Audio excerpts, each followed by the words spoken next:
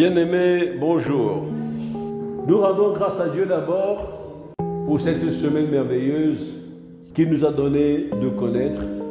Il a été avec nous par bons et veaux, il nous a gardés, il nous a nourris, il nous a soignés, il nous a préservés de tout mal. Nous disons merci au Sauveur Jésus-Christ. Ce matin, bien-aimés, nous allons commencer ce culte sous la direction de notre Seigneur, notre Sauveur Jésus-Christ et du Saint-Esprit. Levons-nous et prions pour l'illumination. Seigneur, te disons merci pour les grandes choses que tu as déjà faites depuis ce matin. Seigneur, tu nous as équipés, tu nous as fortifiés, tu nous as donné la direction et tu nous as donné l'assurance que tu es avec nous. C'est toi qui conduis notre barque. Seigneur, nous te disons merci. Nous scellons toutes ces choses merveilleuses dans le sang de Jésus. Et nous déclarons au nom de Jésus que l'ennemi ne peut rien en détourner. Car c'est à toi seul qu'appartiennent honneur, gloire, force et puissance d'éternité en éternité. Seigneur, au moment où tu vas entretenir ton peuple et le nourrir de ta parole de vie, dispose nos cœurs. Donne-nous un appétit insatiable pour que nous puissions manger véritablement cette parole de vie et que celle-ci impacte nos vies. Car nous ne voulons pas, Seigneur, sortir d'ici comme nous sommes arrivés, mais nous voulons être ceux-là qui ont gravi ce matin encore sur marche, sur l'escalier et l'échelle du chemin de la gloire sur lequel tu nous conduis. Seigneur, s'il te plaît, fais-le par ton esprit. Enseigne-nous et nous conduis-nous dans toutes les vérités. Dispose nos cœurs, non seulement à recevoir cette parole, mais également donne-nous la force de la mettre en pratique pour la gloire de ton nom, au nom de Jésus. Amen. Veuillez prendre place. Merci. Bien-aimés, ce matin, le Seigneur nous a mis à cœur de lire dans Romains 12, verset 1, une parole particulièrement importante dans notre marche avec notre Seigneur, notre Sauveur Jésus-Christ. Romains 12, verset 1. Je vais lire. Je vous exhorte donc, frères, par les compassions de Dieu, à offrir vos corps comme un sacrifice vivant, saint, agréable à Dieu, ce qui sera de votre part un culte raisonnable. Je reprends. Romains 12, verset 1. Je vous exhorte donc, frères, par les compassions de Dieu, à offrir vos corps comme un sacrifice saint, comme un sacrifice vivant, saint, agréable à Dieu, ce qui sera de votre part un culte raisonnable. Bien-aimés, je voudrais qu'on lise également dans Marc 6, verset 31. Il est écrit, Jésus leur dit, il dit à qui? À ses disciples, venez à l'écart dans un lieu désert et reposez-vous un peu, car il y avait beaucoup d'allants et de venants. Et ils n'avaient pas même le temps de manger. C'est-à-dire, les disciples n'avaient même pas le temps de manger. Dans Luc 21, verset 36, il est dit, veillez donc, c'est le Seigneur Jésus qui parle, et priez en tout temps. Il s'adresse à ses disciples, afin que vous ayez la force d'échapper à toutes ces choses qui arriveront. Et puis, nous allons également lire dans Matthieu 25, verset 14 à 19. Cette lecture, vous la ferez à la maison. Mais il s'agit ici de l'histoire des talents, d'accord? Où Dieu nous fait comprendre qu'il a donné à chacun de nous des talents et qu'il va nous demander des comptes de la manière dont nous avons utilisé les talents qu'il nous a donnés. Voilà en réalité les 4 textes que nous allons méditer ce matin. Bien-aimés, notre texte de base de ce matin, qui est Romains 12, verset 1, le premier texte que nous avons lu, nous invite à donner nos corps comme des sacrifices vivants à Dieu. Je vous exhorte donc, frères, à offrir vos corps comme des sacrifices vivants, d'accord, à Dieu.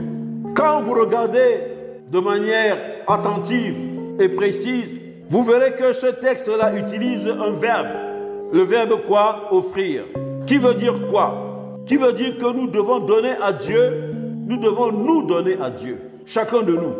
Nous devons nous donner à Dieu comme une offrande, qui lui soit quoi? Qui lui est agréable. Bien-aimés, toi et moi, on nous demande de donner nos vies, de nous donner, d'accord, à Dieu comme une offrande agréable. Et la notion de sacrifice, puisqu'on parle de sacrifice vivant, en réalité renvoie à une notion de douleur. Un sacrifice, c'est souvent quelque peu douloureux. D'accord? La notion de douleur que l'on ressent quand on se sépare de quelque chose qui est de grand prix pour nous. Ou quand on se sépare de quelque chose qui nous est cher.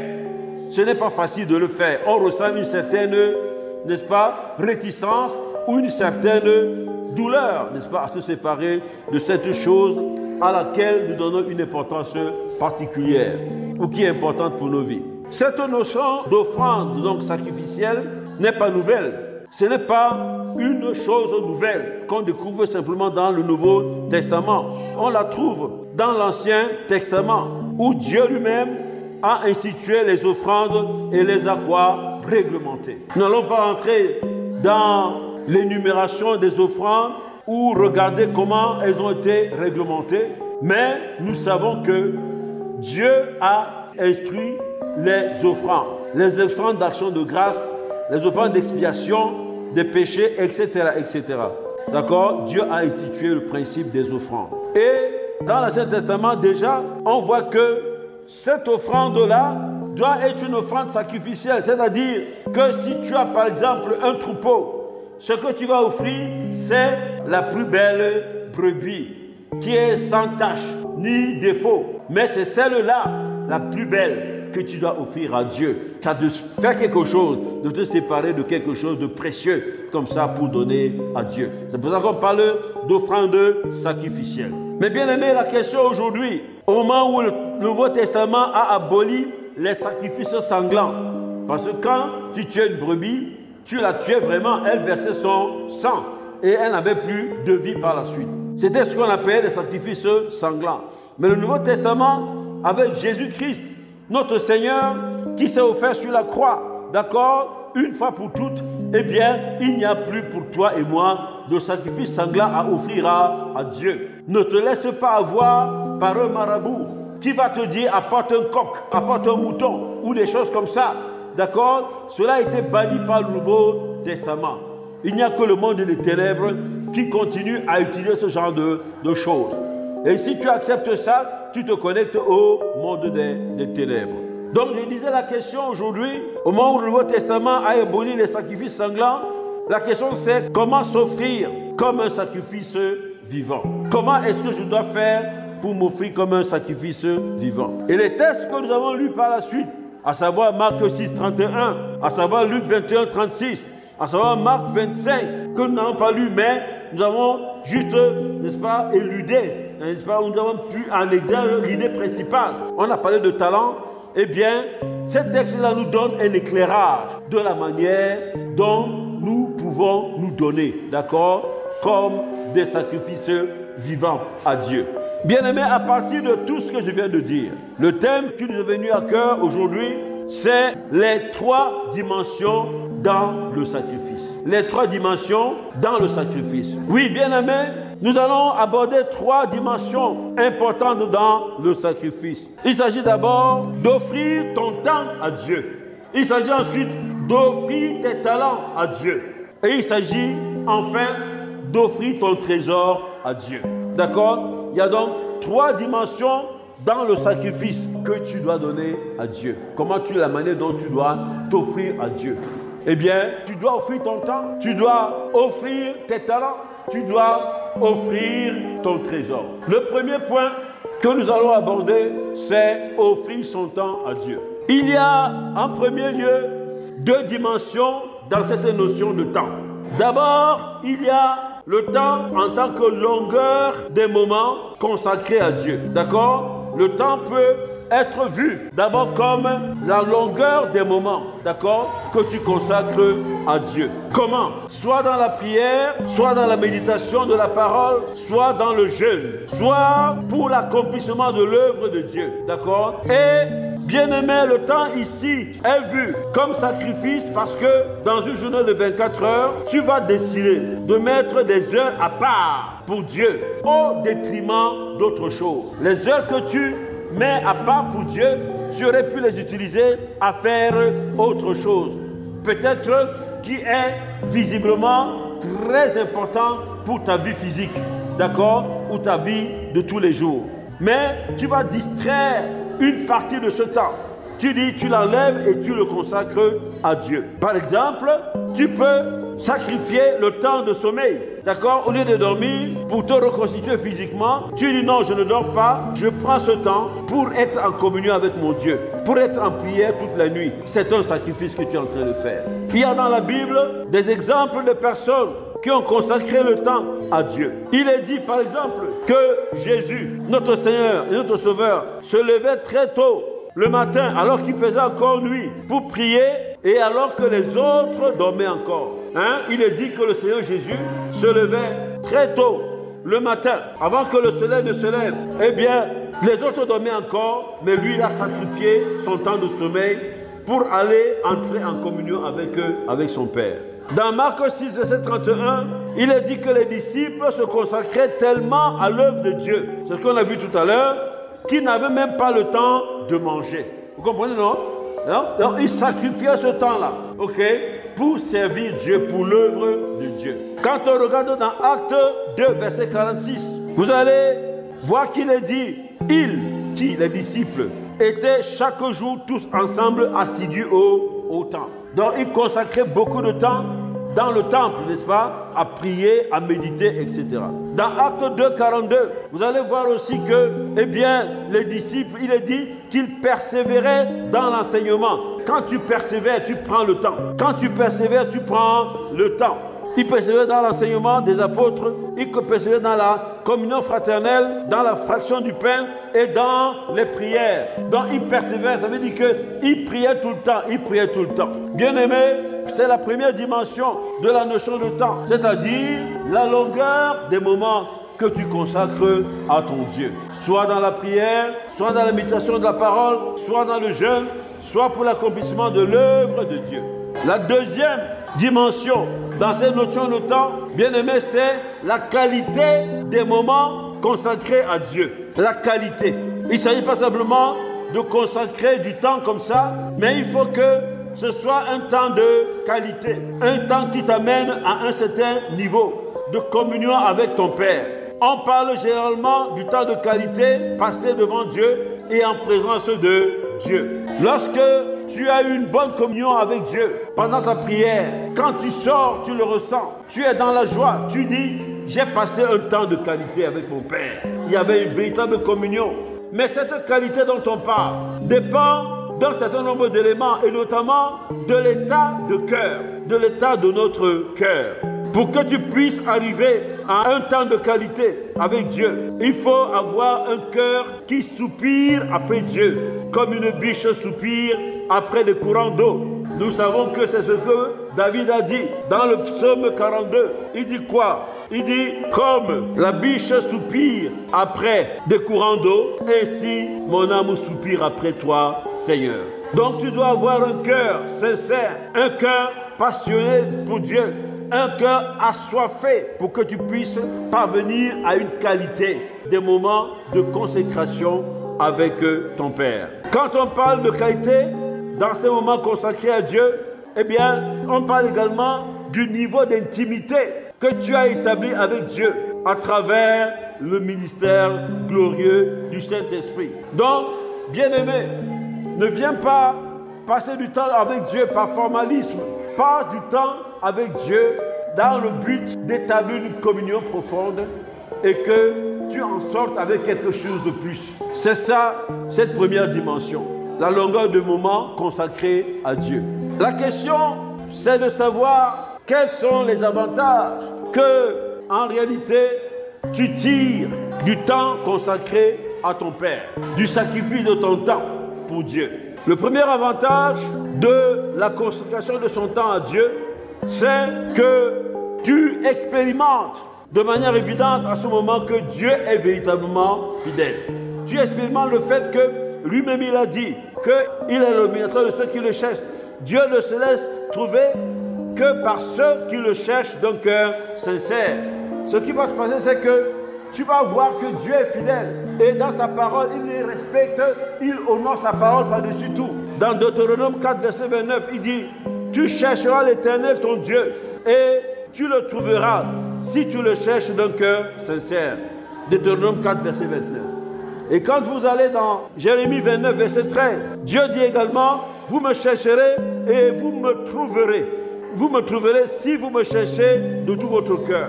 Nous sommes ici au futur de l'indicatif. Donc on parle de certitude. C'est-à-dire si vous me cherchez, d'accord, tout votre cœur, vous me trouverez. Il n'a pas dit peut-être vous me trouverez. Il dit vous me trouverez certainement. Et Dieu est un Dieu qui honore sa parole.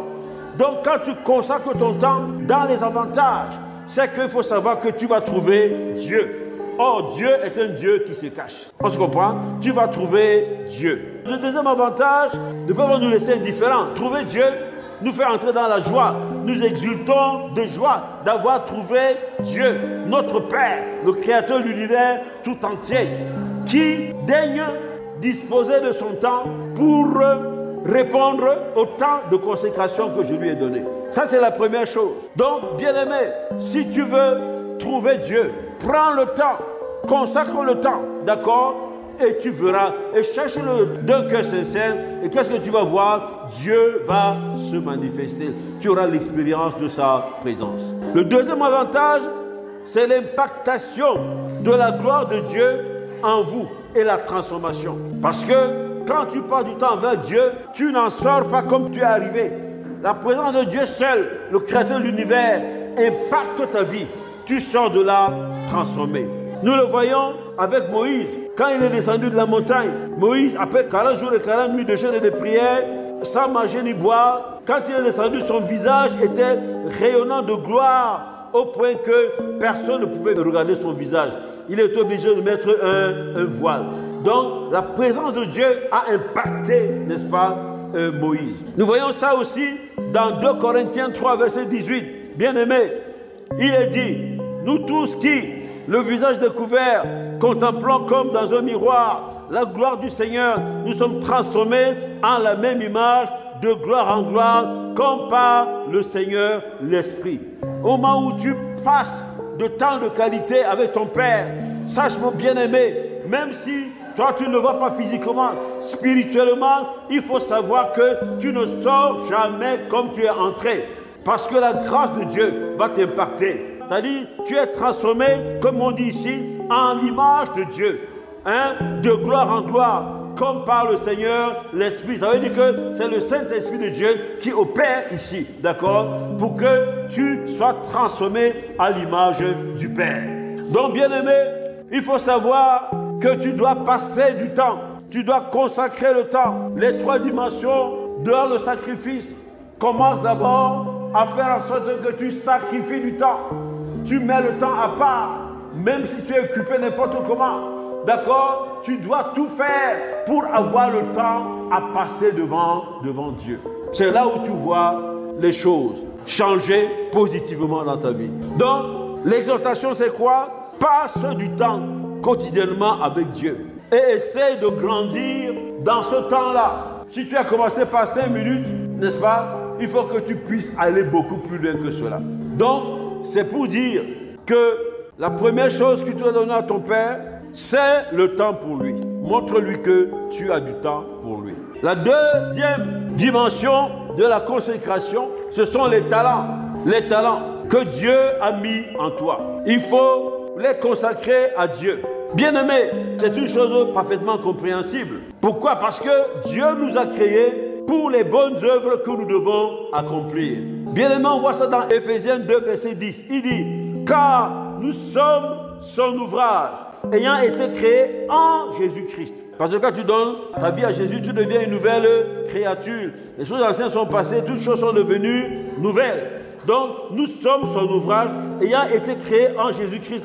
Pourquoi? Pour de bonnes œuvres que Dieu a préparées d'avance, afin que nous les pratiquions. Ça veut dire que, sache qu'avant que tu sois formé dans le ventre de ta mère, Dieu te connaissait déjà.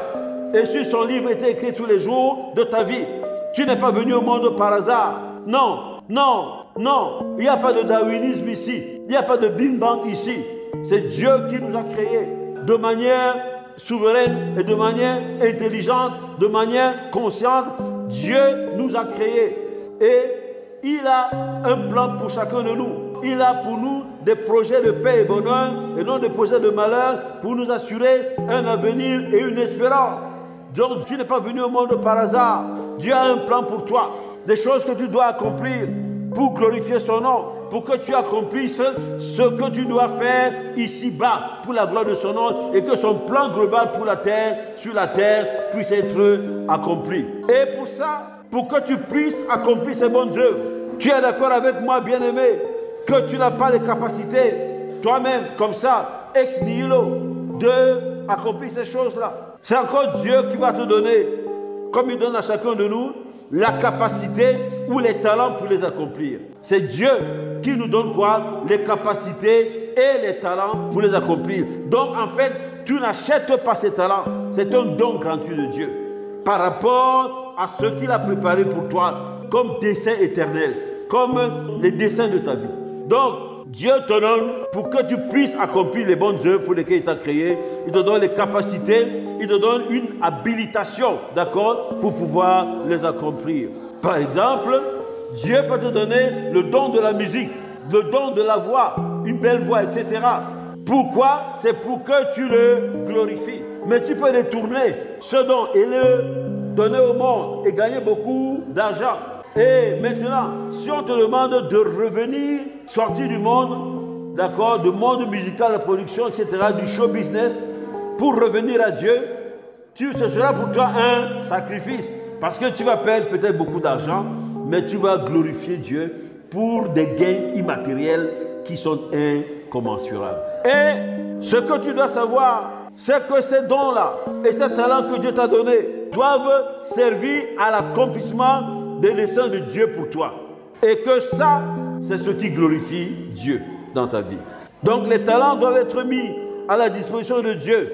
Bien-aimé, ne détourne pas tes talents pour autre chose.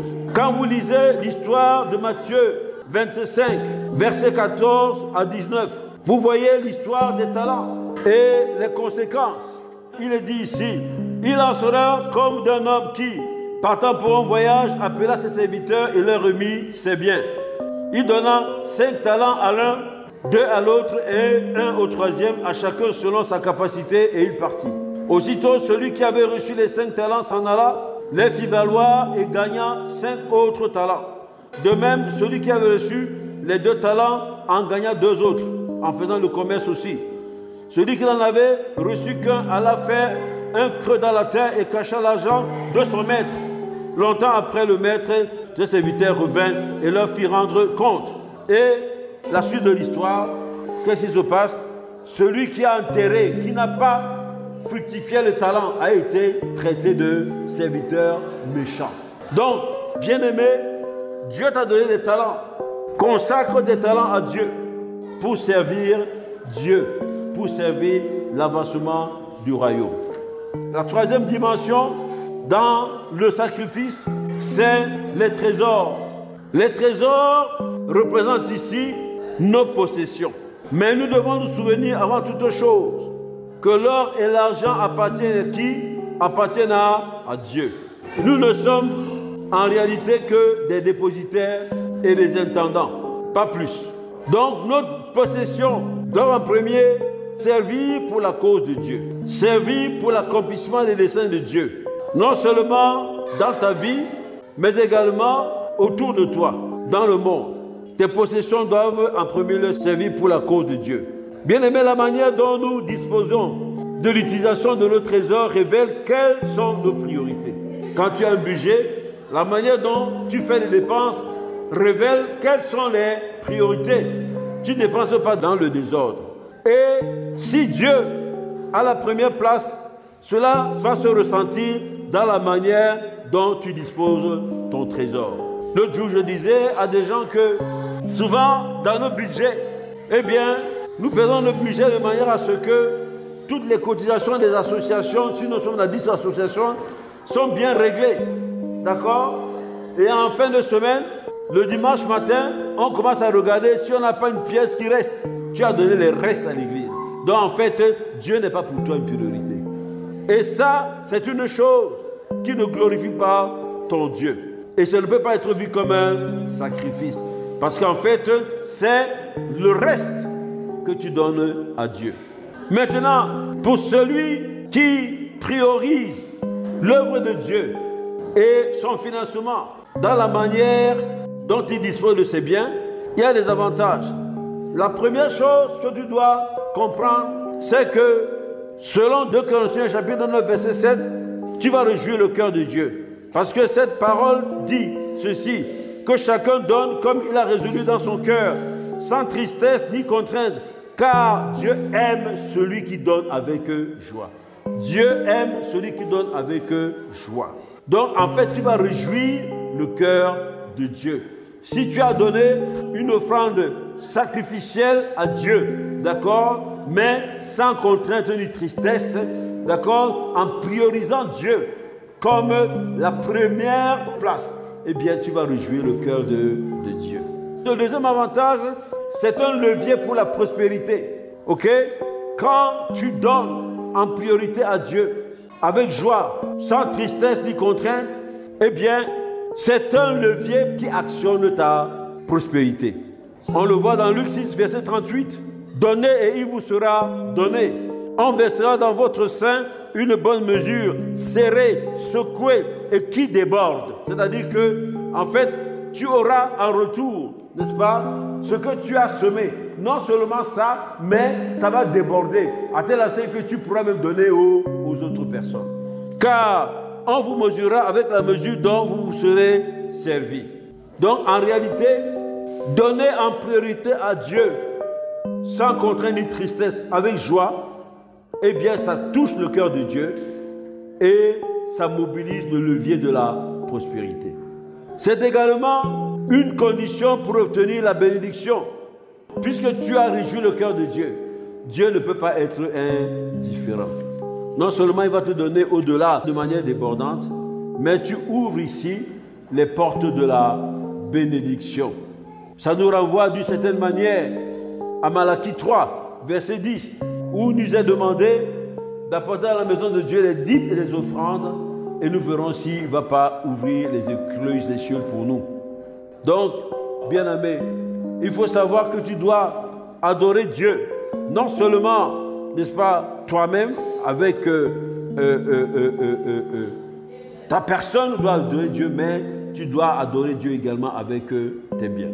Voilà, bien-aimé, ce matin, le message ou l'exhortation que le Seigneur a mis dans notre cœur de partager avec vous, pour dire que dans la marche avec Christ, nous devons savoir que nous devons pratiquer le sacrifice.